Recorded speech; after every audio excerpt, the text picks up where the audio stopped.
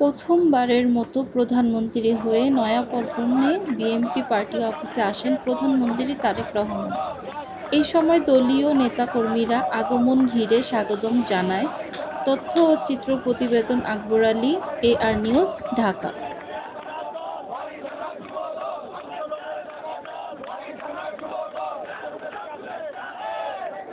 করলাম অনেক আনন্দ উদ্দীপনায় একটি স্বাধীন ও মুক্ত বাংলাদেশে, একটি স্বাধীন রাষ্ট্রে আমার দল বাংলাদেশের সরকার গঠন করেছে, এমন একটি পরিস্থিতিতে ঈদ পালন করেছি। অনেক আনন্দের একটি ঈদ হয়েছে।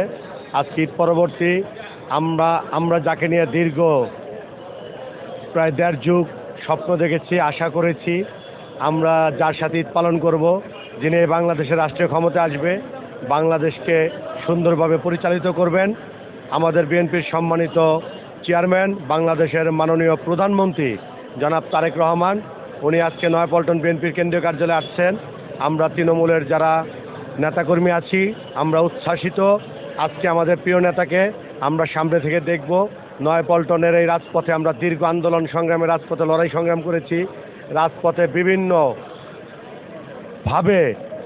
অসংখ্যবার আমাদের উপর অত্যাচার নির্যাতন করা হয়েছে, বা আমাদের সমাবেশগুলোতে আমরা পর্দার মধ্যে শুধু লন্ডনে বসে বক্তব্য রাখতেন আমাদের প্রিয় নেতা, তাকে আমরা পর্দায় বক্তব্যে দেখতাম। আজকে নয়াপল্টনে তিনি আসছেন। নয়াপল্টনে ওনাকে আমরা সরাসরি দেখব, ওনাকে দেখে অনুপ্রাণিত হব। ঈদের আনন্দ আমাদের আরও বেগবান হবে, আরও আনন্দ আরও বেড়ে যাবে ওনাকে দেখে। আমরা এই জন্য সকলে নয়াপল্টনে অবস্থান করছি প্রিয় নেতার জন্য। ধন্যবাদ।